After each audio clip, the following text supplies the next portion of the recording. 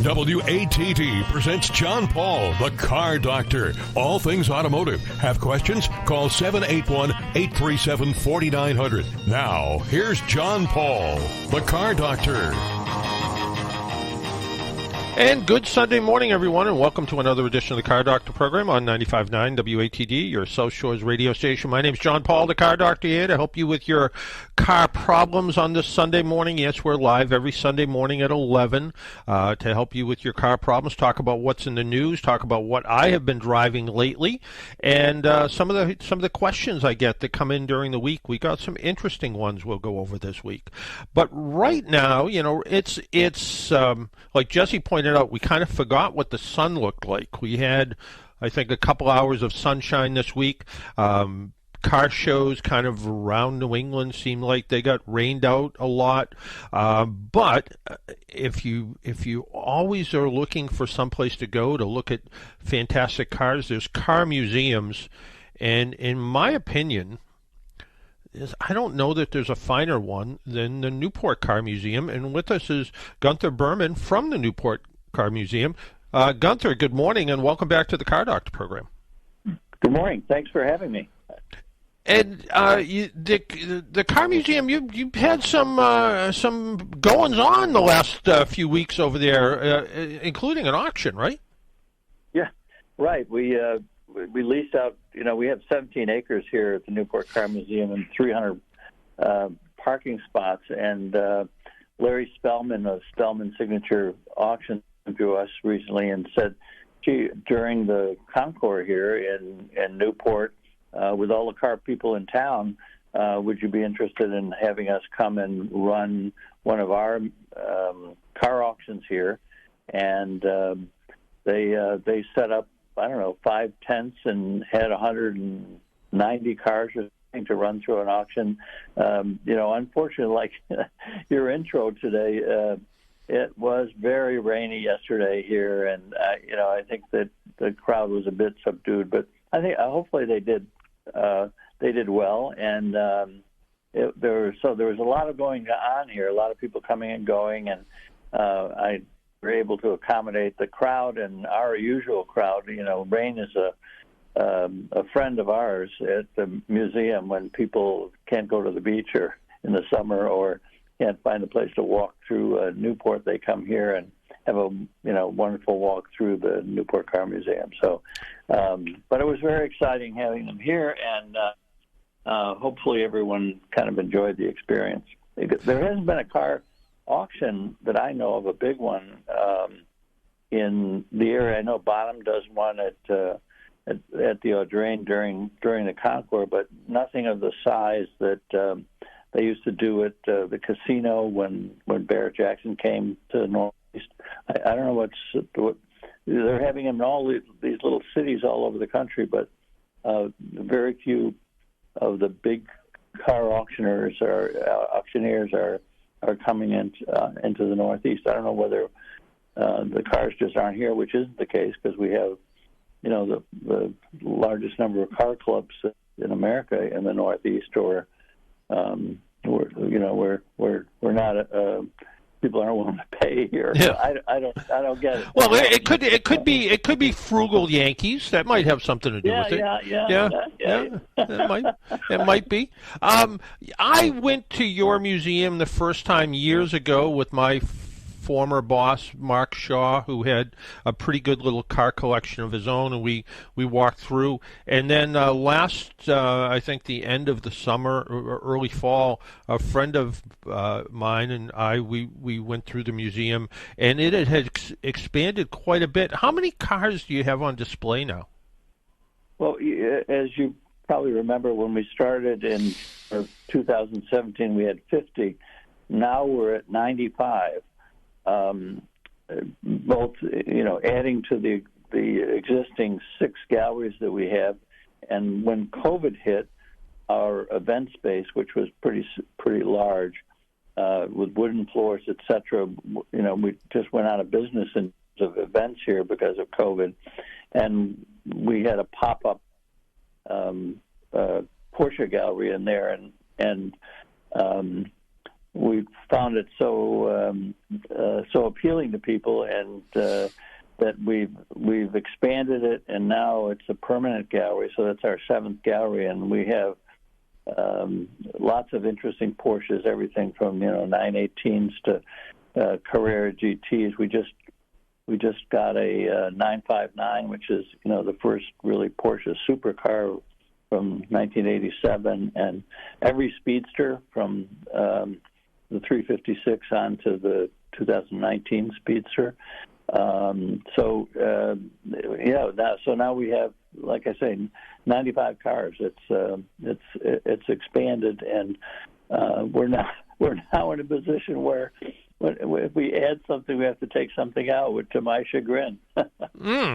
Well, you kind of pointed out once that maybe your wife didn't know exactly how many cars you actually owned. So you must shuffle some around a little bit. So. Yeah, I try to keep. I try to make sure that she is still happy with the collection, which is always, she always kids me about it, but she's on board on all the things that we've done. Yeah, and I remember when I first met you and your wife, and I think her comments were if it smelled like gas and looked like oil, she didn't want it in the museum. She wanted this to be just a place where everybody could come in, enjoy the cars like an art museum, but with no ropes around. You could get right up to the cars and respect them, but get right up and personal with the vehicles. Yeah, she had basically 3 requirements when we started. She said, Gunther, I'm happy to do this museum, but as you walk in the museum, it can't smell like a garage. When people first walk by the entranceway, you have to have an exhibit where they go, wow. And most important, the ladies' room has got to be first rate. And I think we've accomplished all of those things. We get rave reviews of the ladies' room. I just had a group come in with a bus, and they got a kick out of the fact that our ladies' room is 5-star. and your cars are 5-star, and even the ones that maybe were 4.5 stars, you've sort of upgraded some of those too. It seems like when you find a little bit better one, and I was looking at some of the, and I guess everything appeals to a certain person depending on who you are. The American Muscle Car kind of then and now exhibit you have has some phenomenal cars in it, and they are just absolutely stunning. Everything from, I think you have a Z28 with the 302 motor in it. Some cars you don't see every day, the 409 Chevys, some of the Chrysler products. And I think you have just about every variation of Mustang ever made, don't you? Yeah. Well, we thought we did, and then we have starting the 64 and a half Caspian Blue convertible the first year they came out. I just the other day bought Ford came out with obviously their new GT500, and they have a special run that they did together with Shelby to do another 500 GT500 KR Mustang. And I just found one of those the other day, which is coming to the museum. So we have the 68, which was the first year of the KR. We have a coupe, and then we have the convertible, which is the Jimmy Connors that he gave to his then wife, Patty McGuire, who was the Playmate of the Year. And we have an 08 GT5 500 an anniversary car, which is one of the only cars in that still has a window sticker, because it reminds me, not because of the price of the car, but it reminds me never to buy cars a window sticker. But anyway, so that's a new Mustang edition that we have, and hopefully we've kept up with the the Mustangs coming out of Ford and Shelby over the years. Yes. And the exotic cars, including kind of a semi-American exotic, the actual Shelbys that Carroll Shelby originally put together. You have those, including I think the one that may have been made in Africa. Do you have one of those too? No, we have we have the car that the only car that Shelby designed from the ground up, the Series 1. Oh, okay. Yep. Shelby. Yeah, the one with the Olds engine. We have one of those. Terrible car, by the way. I've driven it. I'm glad he didn't design a lot of other cars, but yeah. He certainly had a wonderful touch in taking other people's cars and making them exciting. But despite the fact that it looks fabulous, the car is not a very good car. Yeah. Well, that's a good point. You've been doing some presentations at the museum as well, kind of just getting a group of people in and chatting with them, right? Yeah. My wife and our PR person twisted my arm to do Gunther Talks Cars, and so we'll pick out either a gallery or a specific car or a couple of different cars, and I do a little chat for the folks, especially on the weekend when there's a lot of them here, and talk about the cars and answer some questions and have some laughs about how we got them or something specific that's interesting about the car. So it's kind of fun to kind of bring the cars to life because they're inanimate objects, and so between doing those kinds of things and having the docents talk about cars and the videos that we have through the museum, we try to bring the cars to life. And has there, as you look back at the cars that you have put in the exhibit, you mentioned the Series 1 Shelby that with the Oldsmobile engine. I remember meeting Carroll Shelby when they introduced that car, and I got to tell you, I don't even think he was all that excited about it. I think it was just they gave him a lot of money and they built a car around it. But has there been any that you've looked back and said, yeah, maybe this wasn't a best choice in a car because it just once you got it, it didn't really appeal to you? Well, I'm my own curator here, and I actually only buy cars that I like. Okay. The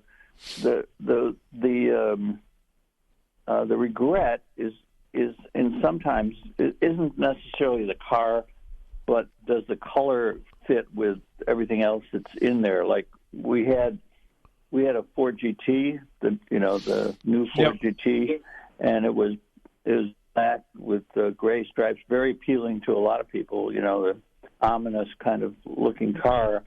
I didn't think it showed off the lines of that beautiful car very well, and we subsequently acquired a white one with blue stripes that's sort of the American racing colors, and it does show off that car a lot better. So we had a '79 Porsche the turbo that was black tan, and I've always lusted for a silver red one, and I found that one, and we sold the black tan one. So we keep rather than being feeling that we don't have the right car, we probably just don't have the right color. Yeah. And the in the supercar exhibit, you have some fantastic cars, including a Bugatti, right? Right. The Veyron and a very special one that has like 1,200 miles on it, goes 250 plus miles an hour. With the fenders are a special Ferrari color. The car is black. It's spectacular when you first walk in the museum. And then we had the new Aventador, and we've got a McLaren Senna and a McLaren P1, and the Porsche 918. Lots of supercars, so to speak. Yeah. Yeah, and what kind of made me laugh a little bit, they're hybrids. So you sort of have a hybrid display of sorts. And when you think about hybrids, you think of Toyota Priuses. You don't necessarily think of cars that go 200 miles an hour. Yeah, we have to keep it plugged in all the time. We try to have, we don't have ropes around. We try to keep everything as clean as possible with those because the computers need to be continually on. We do have to plug them in, and despite the fact that they're hybrids, like the P1 has to have an annual checkup to make sure that all its systems continue to go. In fact, it just came back recently from its annual checkup. Yeah. And the other fun event you do there is you have a hoods up event where you can check out and see the power plants of some of these cars that you're probably never ever going to see. Yeah, as you know, when we've spoken before, the Newport Car Museum is really as much an art museum as a car museum. That they're sort of kinetic sculptures. These cars, they're just beautiful to look at. But then, obviously, they're still cars, and once a month. The first weekend of the month, or the second weekend of the month, depending upon the time of year, we have a hoods up event where all the hoods on the cars that can be up are up, and obviously some of the more exotic cars are just a little flat because they don't let human beings get at the engines and things anymore. You have to take them to a dealer, but obviously all the traditional cars have interesting engines and drivetrains and things, and obviously as the years went by, plastic started to cover all those engine components where we all used to work on them when they came out in the 60s and 70s and 90s, and now it's the plastic cover on almost everything. So, but it's still interesting, I think, to see the mechanics that are involved in these beautiful works of art. You mentioned your event space. Are you still hosting indoor events for people that want to have everything from, I don't know, a wedding to something else? Are you still doing some of that? Yeah. The original event space, which was, that area with a wooden floor right off the museum, is now the Porsche Gallery. But we've taken what used to be the wheel room, which was where the kitchen is and where the simulators used to be, and we've opened that up. So, and where the simulators used to be against that wall is now a bar. And so we have plenty of space for the kind of events you're talking about. We've only done one wedding, but we've done a lot of corporate meetings. We've done, a lot of tour people who come, a lot of car clubs, as a place to have lunch or a place to have events, birthday parties, lots of those. And so there's plenty of space to do the events still. Yeah, it is. It's such a fascinating space. And would you call the way it's sort of set up inside? Would you call it sort of mid-century modern? Is that what you would kind of call the furnishings and the look? Oh yeah. I mean, the originally it was a big office building. 300 people worked here. In addition to the fact that at least the history of it, as they made Patriot missiles and the big bays here and stored missile parts when Raytheon owned the building. We've opened all that up, and so that people can kind of enjoy sitting and listening to my rock and roll music and looking at the we have mid-century furniture throughout the museum, so that people can enjoy the experience and sit for a little while and just kind of take it all in. And it's been a passion of mine, in addition to the beautiful sculptures in the cars, to enjoy mid-century furniture. And so we have some interesting ones. The behind the '59 Cadillac, which is on a big turntable, the car is so long it doesn't fit in anybody's garage anymore. There's a big picture of Joe DiMaggio and Marilyn Monroe. And on one side of that wall, there's a glove that was done by an Italian furniture designer, which is called Joe, and it's literally a chair that's a baseball glove. Sort of again a mid-century piece. And on the other side is a little love seat that looks like a big pair of lips that they call one. So there's some fun stuff like that in the museum where people can sit and enjoy and still get a chuckle out of. I hope you still have the Farrah Fawcett poster. Yeah, of course. Yeah. Next to the Countach, the Farrah Fawcett. Yeah. Yep. Which I think every high school boy of that era had both of those posters in their rooms. So. Right. Well, it goes with the Countach. I think it's just that era. Right. Tell us about the museum hours and so forth. You guys are open just about all the time, right? Yeah, we're except for the holidays, Thanksgiving, Christmas, and New Year's Day and things. But we're open 10 to 5 every day at 1947 West Main in Portsmouth in that Raytheon complex. There's a little intimidating coming in because there's a guard station as you come in, but there's no. As of right now, there's no issue in terms of coming into the museum whatsoever, and I think there's at least some plans to move that guard station back so there doesn't stop people thinking that they can't get in because of the guard station. But it's a long and a big red building, 114,000 square feet, and lots of free parking and easy access in and out.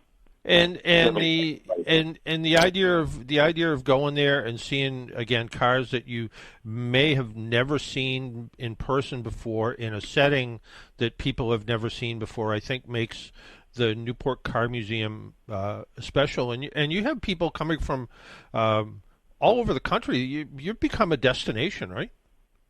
Yeah, we're a TripAdvisor, one of the best 10% of the best destinations in the world.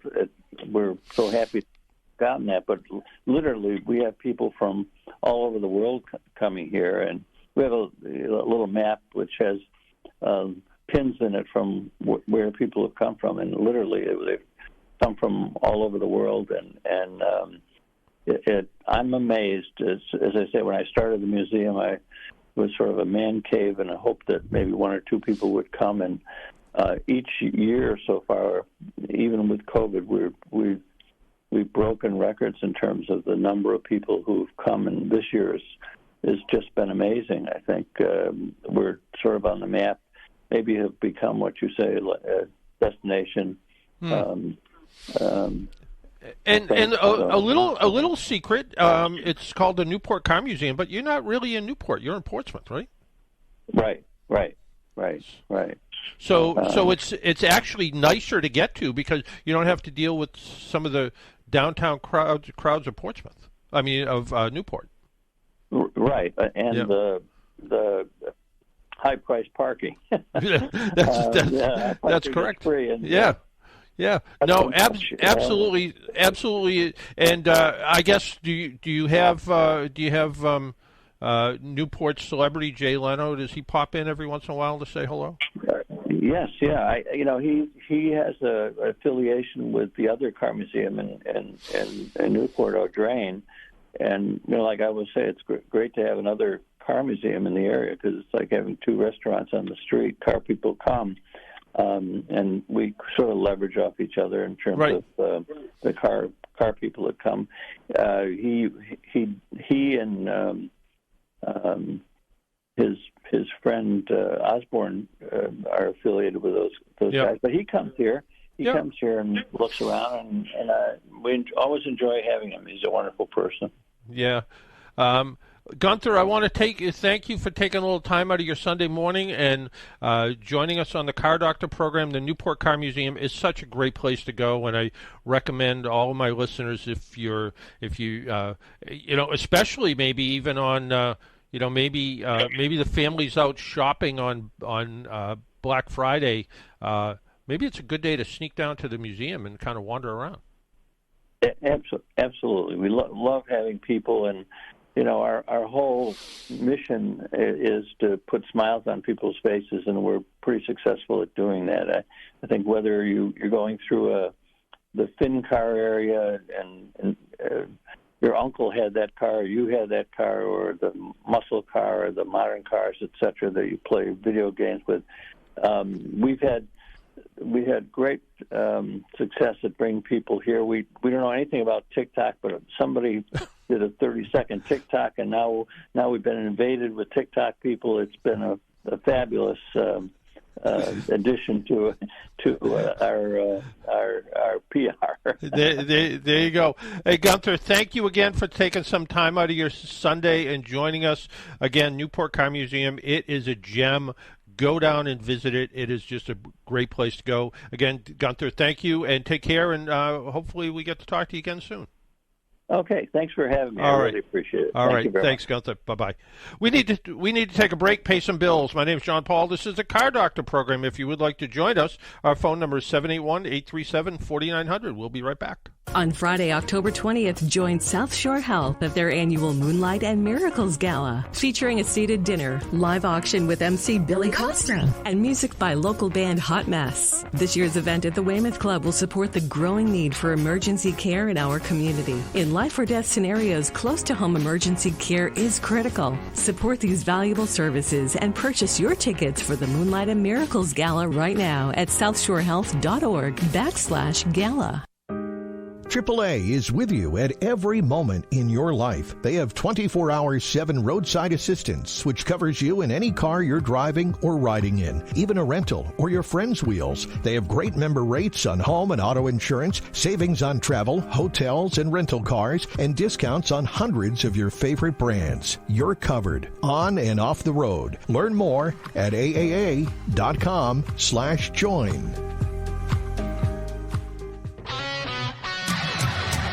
Talk radio with a South Shore point of view. Hi, I'm Kevin Tati. Join me tomorrow for Monday Night Talk, where the South Shore comes to talk. Tomorrow night after the 6 o'clock news here on 95.9 WATD.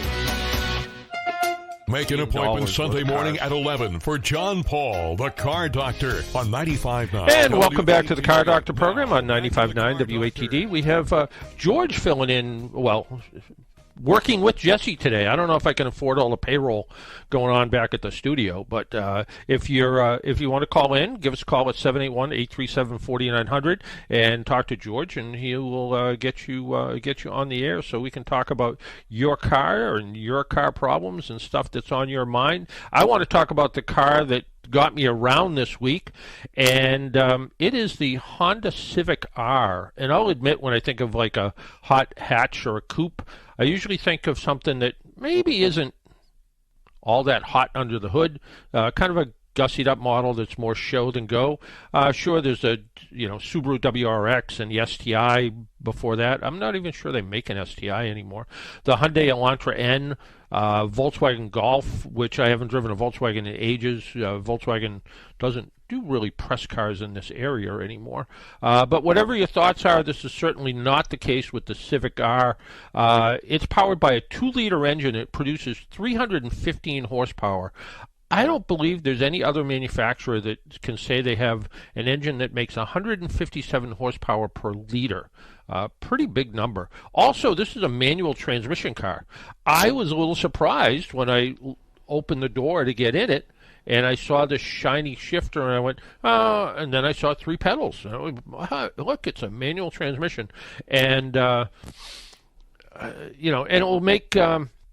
Cliff Attia took over from me. Cliff Attia's a writer for Car and Driver, among other publications, and he is a current NEMPA president. He took over from me, and I think the idea of a stick shift Civic R will make him happy, since I think he is behind the sort of Save the Manual campaign, that there should still be more manual transmission cars. But this car isn't just about the engine. The suspension's been tuned for both the street and the track, and the exhaust is an active style that is sort of quiet when it needs to be and sort of not when it isn't. So when you first start it up, it kind of burbles this nice kind of sound to it. Then under acceleration, it's loud-ish, but not obnoxious. It doesn't pop and backfire like some performance cars do. I remember the Hyundai N, the Elantra N, actually would pop and backfire when you took your foot off the accelerator. This doesn't do it. It's a 7,000 RPM redline, so it is a fun car to drive. The brakes are equally impressive. If you don't know anything about brakes, all you need to know is these are big. Almost 14-inch front rotors, 13.8-inch front rotors, 12-inch rear rotors, and 4-piston calipers. So this is race car stuff. The interior is certainly driver-centric, with everything you need right in front of you. The 6-speed manual transmission kind of just snicks from gear to gear. It's this kind of this nice little click as you go from gear to gear. The clutch is light and easy to use. It doesn't feel like the old performance clutches, and it uses a lightweight flywheel, which adds to the way the engine revs. The seats are sort of over bolstered, I guess, to hold you in place, kind of Recaro style seats. Bit more than what I needed, but it isn't like I took this car on a track. There's also 4 drive modes: Comfort, Sport, the R mode, and then there's an individual mode that allows you to kind of, customize the engine response with steering assist and suspension dampening and engine sound and rev matching and all that sort of stuff. And normally these buttons, I'm like, it does a little something. This one really does. I recently went up to Plymouth and out on the highway. The car felt, I don't want to say it felt twitchy, but you had to be paying attention. It felt quick. When you dropped it into the comfort mode, and I had it in the R mode, when you dropped it into the comfort mode, it became more relaxed. It became a much nicer car to drive on say, a commute versus trying to drive it, as a performance car. So it was kind of nice that it really did work, and it would kind of cater it back and forth. The Civic body's all been completely updated with aero features throughout. It's got a huge rear wing. Now the body style may be geared to someone much younger than me. It was interesting. I tried to. It's a pretty stunning car to look at, and I would try to gauge people's reactions to it when they saw it. If they were, say, over 50, they just kind of looked at it, turned their head, and didn't think much. If they were 16 to 30, they stared at it the entire time. So I think the look of it has a certain appeal to a certain age group. I think it would be interesting if Honda would put out this car without all the speed racer looks. I know it would change the way it handles, especially the high-speed handling, because it wouldn't have the big downforce from the spoiler, and it wouldn't have the aero stuff around the sides. But it would be interesting to see a sleeper version of the Civic R. So 315 horsepower in a car that looks kind of like a Civic with fat tires on it. I think it'd be interesting to see. So how does the Civic R stack up against competition? Like I said, I haven't driven the Volkswagen Golf in ages, but Volkswagen always seemed like it was more of a mature choice. In fact, a couple of years ago, I worked with someone who bought a Subaru STI, and they kept it for like a month, and they never liked it, and they ended up buying a Volkswagen because they just felt it fit them better. They liked the interior a little bit better. It just wasn't the Subaru just wasn't the car for them. The Hyundai Elantra, I drove that when I was down in Florida. Good performance. Again, it kind of popped and backfired when you decelerated. Sounded like a performance car. But I think overall, when you package them all together, and do things better than the Civic, but I think when you combine all the attributes of handling, performance, interior, the way everything is sort of focused on the driver, I think the Civic R is a winner. So if you're looking for something that is in that hot compact car category, and you think you want something that's fun to drive and a manual transmission, I think the Civic R is a real winner and something to look at. Hey, John, we have 2 callers waiting to talk to you. Oh, well, good. Well, let's talk to one of them. Sure. You tell me which one. Yes, first one we have is Paul from Somerville. All right. Well, let's talk to Paul from Somerville. Good morning, Paul. Hey, John. How you doing? Good. How are you? Very well. Hey, I just wanted to thank you for having Gunther on. The Newport Car Museum is a very special place. I did go there about a year ago for the first time, and it was kind of by accident. I always thought it was in downtown Newport, but it's very close to the Mass border, and it is ginormous in size. It is ridiculous how big it is. I mean, if you've been to the Lars Anderson, which is a nice place. I mean, it's a carriage house. It's where they used to have horses. And if you've been the last time I went to the Newport Car Museum with my neighbor, we were going to go to Audrain afterwards. We spent so much time at the Newport Car Museum, we didn't have enough time to go to Audrain. So, but I think they're, like Gunther said, having 2 quality places that are sort of near each other. They kind of build off of each other, I think, sometimes. And but yeah, there are some phenomenal cars that I've never even seen before were on display in the Newport Car Museum. I thought it was phenomenal. Well, I know as you walk through the door, the first thing that impresses you is how clean the place is. It is spotless. You can literally eat off the floor there, and I really mean that. It's so clean. The staff, there's always some staff around the different rooms, very knowledgeable about the cars that are there. And for someone like me who grew up in an era where you could spot a car going down the street and say, yeah, that's a 59 Cadillac, no, man, that one's a 60 or a 57 Chevy, like they have, they have a beautiful 57 Chevy convertible there. There's a 58 Chevy. But these are the cars that, at least in that era, they all look different and look different every year. I was a little disappointed they didn't have any Mercuries there, but our Ford Galaxies or Fairlanes or anything like that. But the Mustang display is just spectacular. It's really great. I went back again a few weeks ago, and there's always something new. There's always something different there. Yeah, I think. went back, my wife. I'm sorry. Go ahead. You went back. I said when I went back, my wife was with me, and she was really admiring the furniture as much as she was admiring the cars. Right. So it's a great place. It is, and the idea that I think he has every Corvette. I think he's got all the different versions, all the different from the C1 to the C8 Corvette. And for somebody who whether you like American muscle or the exotic European cars, or you're a Porsche fanatic, I went to there was a Saturday morning Porsche Cars and Coffee event not far from me, and as I was walking around, I was hearing some people talking about how they went down to check out the Porsche event in Newport. It's just really a special place, and the idea that it's in, I think Gunther said it's in 113 or 130,000 square foot building. It's a gigantic building, and it's comfortable to walk around, and like you said, it is spotlessly clean, and you can like the stuff on the walls and the furniture as much as you like the cars. Yeah, right. I wanted to jump into the Pontiac GTO and drive out the door with it, but I didn't think I could get away with it. Yeah, probably not. But I think he told me that just about every car in that museum you could start up and drive away. So maybe you could have, but I think someone would chase you out the door. I think so too.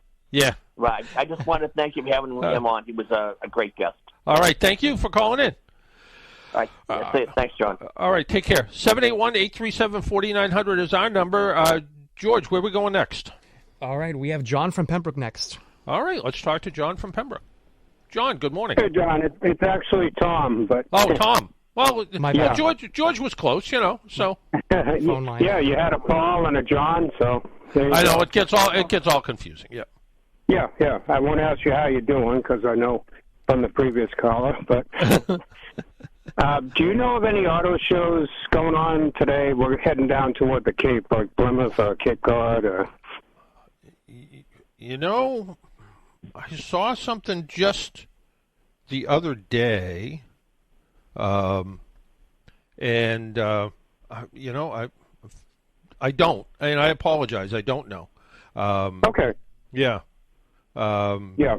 Yeah, I should, you know, and somebody sent me something recently too, and I was gonna look, and I don't know where it went. So I apologize. I don't know of anything going on right now, but I'm sure there was, and you know, some shows might have actually, you know, with the big Newport Car Week going on this week, some shows may have, you know, opted to go to a different day. I know the ones that we were talking about recently, they were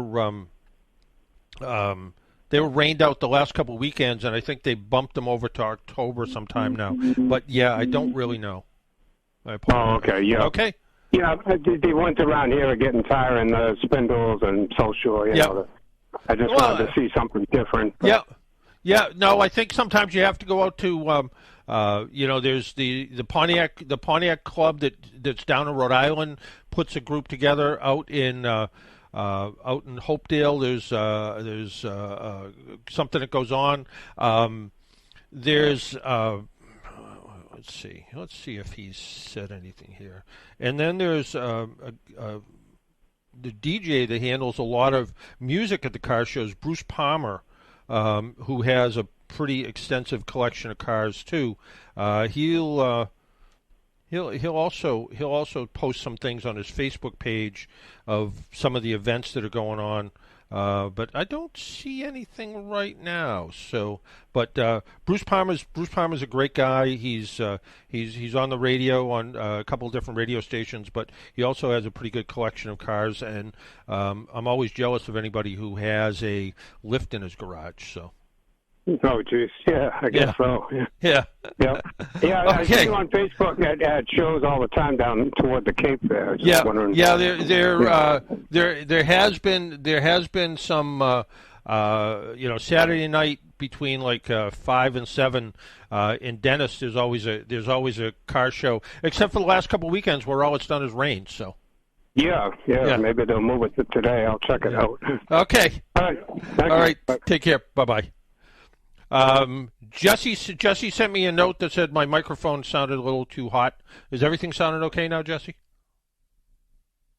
No, you're good. I'm good? Okay. All right. Okay. Just checking it. Just checking, make sure everything's okay. I want to talk about some of the questions we got this week. Actually, let me interject. A caller did say to me to tell you that there's actually a car cruise happening tonight at Neponset. I didn't get enough information just before we hung up, but wanted to relay that to you. All right. Okay. Well, that's good. If in fact any of our listeners know of a show going on, give us a call at 781-837-4900.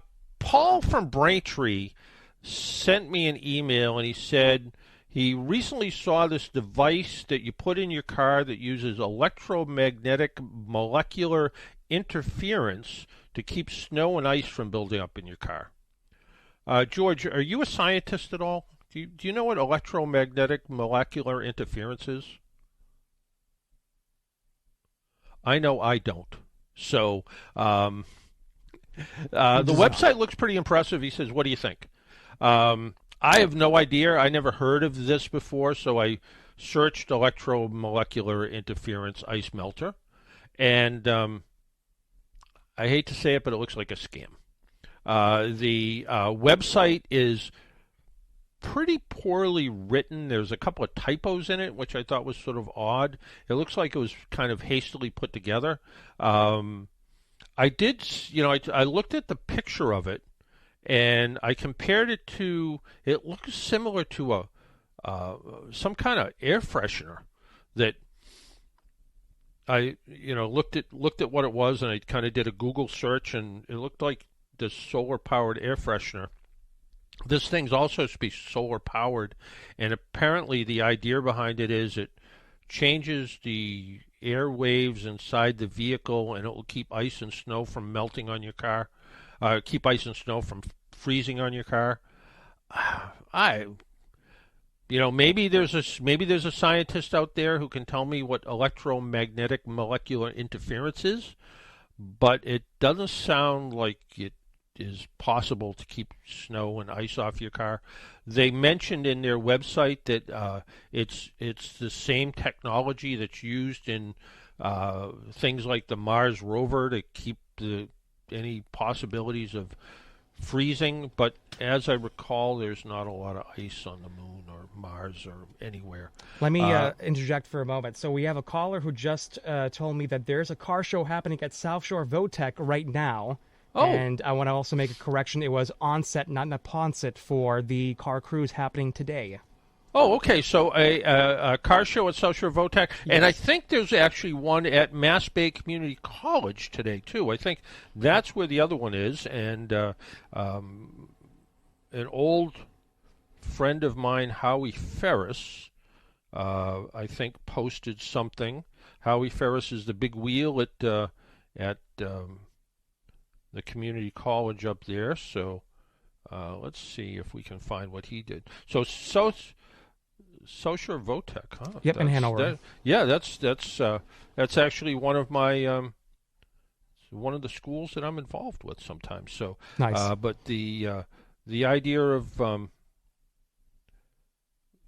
what's going on, you can never look for stuff when you want to. Let's see. Here we go.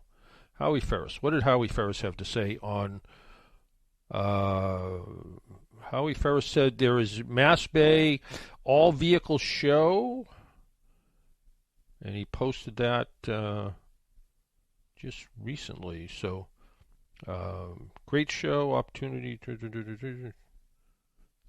Sunday up, but you missed it, unfortunately. It was 8 to 12, so the idea of being able to get there is a little bit late for today. But the idea that there's one at South Shore Votech in Hanover, that's good too. Yes, and I'm also looking up this information too, John. We have something called Driver's Edge 7th Annual Drives Out Cancer Car Show for October 15th. That's Sunday from 10 a.m. to 2 p.m. in Plymouth.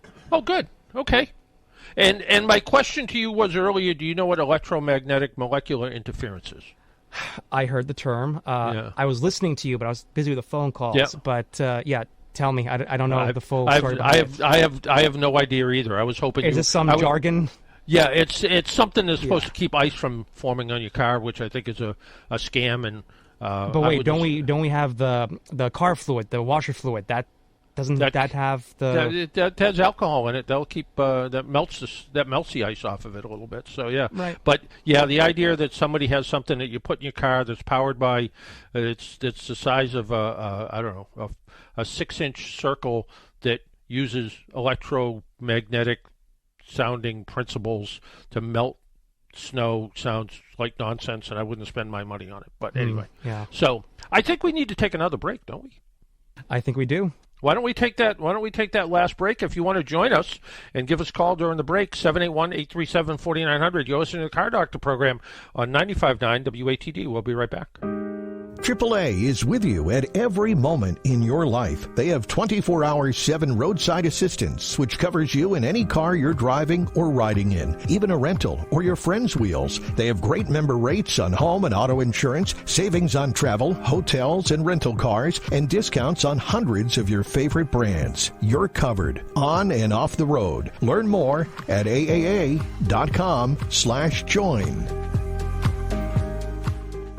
Friends of the Marshfield Animal Shelter is pleased to announce their 7th annual Cocktails for Critters to take place on Saturday, October 14th. The event is held from 6 till 10 at the beautiful Daniel Webster Estate in Marshfield and includes a silent auction, hors d'oeuvres, a cash bar, and live music from Matt Putnam. Tickets are $60 and can be purchased at friendsofmarshfieldanimalshelter.org. That's friendsofmarshfieldanimalshelter.org.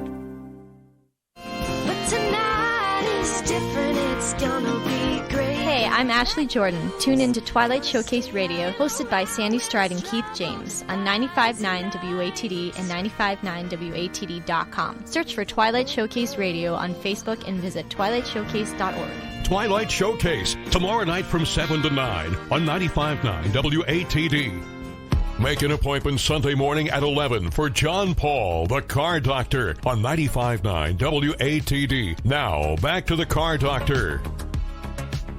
And welcome back to the Car Doctor program. Our phone number is 781-837-4900 if you'd like to get through and chat about whatever's on your mind. Someone wrote to me and said, I have a 2021 Honda CR-V with a sunroof. Recently, while the car was turned off and parked in my driveway, all 4 windows opened all the way and the sunroof also opened. I live on the approach to the airport. Could passing aircraft have somehow triggered this action? I'm concerned this could happen while parked outside in the rain or a snowstorm. Maybe it's using electromagnetic molecular interference, but I don't think so. I think, and I don't know this is true, but I've not heard of tower or jet line communication interfering with the car's electrical system, because that would be weird, and it would probably, I think maybe the other way around. Could cars interfere with aircraft communications? But I don't know. But some Honda vehicles have this sort of little-known function that when you push the lock button, then the unlock button twice, and then hold it, all the windows and sunroofs open. So maybe you were in the house and you said, did I lock the car or unlock the car, or whatever the case is, and you hit the lock button and the unlock button a couple times, and then you held it down and all the windows open. That's the only thing I can think of. So maybe that's what happened.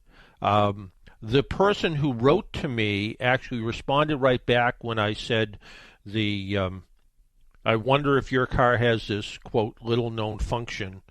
And they said to me, apparently my car does have this little-known function, because I just did that, and all the doors, all the windows opened, and the sunroof opened, and oh, by the way, it's raining, and I probably shouldn't have done that. So to actually close all of the windows and sunroof, you actually have to go out and do it manually, or you can't do it with the remote, is what I'm getting at. You can actually take the physical key and stick it in the door lock and lock the door and hold the lock button or lock over, and it will actually close all the windows. But you have to take the key out of the remote thingy and all that, so it becomes a little bit cumbersome to do that. This was sort of an interesting one. This person has 2 Honda Accords, an EXL, and they're both EXL 4-door sedans. One's a 2013, the other's a 2018. And he says, I noticed the 2013 air conditioner cools much quicker in hot weather than the 2018. 2018 had the condenser replaced by Honda under warranty after being punctured by a stone. Interesting, they replaced it under warranty. That's not usually a warranty thing, but I'm glad that they did. Honda refilled the system at capacity and pressure. I did some snooping around under the hoods and discovered that the 2 cars use different refrigerants. The 2013 uses what's called 134A, which replaced R12, and the 2018 uses this newer R1234YF. Could the newer refrigerant be the cause, he says. The newer car takes longer to cool off until it reaches the correct level of cooling. Then it seems to work fine. And he says, thanks for your always informed answers. Well, they do use, you're absolutely right. And just like older cars that used R12, when people changed over to R134, they found some of the same issues. It took longer to cool and slightly higher temperatures. Some of that had to do with the compressors were different, but it wasn't really it was pretty close to a drop-in replacement for R12, but not quite. Although the factory air conditioner systems are optimized by the type of refrigerant, results can vary. Studies have shown that the R123YF refrigerant has about a 5 to 25% lower cooling rate, and in many cases uses a smaller compressor, which helps save fuel. Depending on the vehicle, cooling may also be limited if the eco mode is selected. The other thing is some air conditioner systems, in an effort to save fuel, cycle the air conditioner a little bit differently because it's trying to maximize fuel economy. Just like some cars, the alternator doesn't always charge the battery all the time. It used to be that an alternator was pretty simple. It worked hard when the battery was low, and when the battery was close to being fully charged, it didn't work as hard, but it was still always charging the battery. Today's cars, the charging system will actually shut off when the battery's within a certain range, so it doesn't use any horsepower to turn the alternator. So, that's one thing that way of saving fuel. And so nothing wrong with the car, just different refrigerants act different ways. Someone else said to me, and we're kind of running a little low on time here, said, I hope you can help me with selling our 2017 Subaru Outback. My daughter suggested going through a big company like Carvana, CarMax, AutoNation, or another way to get a better offer from the dealership since we're buying a new Forester. We've never used that service before and wanted your opinion and advice if it is safe, secure, and how do you get your money? Do you like some better than others? I've known people that use all of these, CarMax, Vroom, Carvana, and it's pretty simple. You take some pictures of your car, you send it to them. Somebody shows up with a check, basically, or they do an electronic funds transfer. We had somebody that tried all. We actually had a radio guest once, and somebody who actually I know tried all of them, and they found that CarMax seemed to do better than Carvana or Vroom, and that's VROOM, but they all sort of kind of look at sort of the same pricing structure. So I think you'll find they're all pretty close to each other. One thing I would keep in mind, though, especially with a relatively new car, if you're buying another car and you were going to trade in your car, the trade-in goes towards the purchase price. So let's say for easy math, the new car is $30,000 and your car is worth $15,000. You're only going to pay the sales tax on the $15,000. If you trade in nothing and buy the car for $30,000, you're going to pay the sales tax on the $30,000. So the dealer may be offering you less of a trade-in, but factor in how much more you're going to pay for sales tax if you're going in with just cash or just financing the whole car versus trading it in. So that's something to be sort of considered at the same time. So it's something to be aware of. That's all. You know, car shopping isn't as easy as it used to be. We are starting to see a little bit more inventory. I'm worried with the continued UAW strikes where that's going to go. Who knows? But it will affect the inventory as we're seeing it coming along. So just some things to be aware of. And I think that is just about all we got going on for this week. Next week on the Car Doctor program, I don't actually think we have a guest yet. Later in the month, though, we are going to be talking to Dan Strollo from In Control Advanced Driver Training, the In Control Family Foundation. Always a great guest to talk to. And coming up on the 15th of the month, we're going to be talking with Bobby from C-Tech, that's a car charger company, which they have some really premium products. Until next week, make sure you wear your seatbelt, drive safely, be good to your car, and if you see an emergency vehicle by the side of the road, slow down or move over. It saves lives. Talk to you all next week. Bye-bye.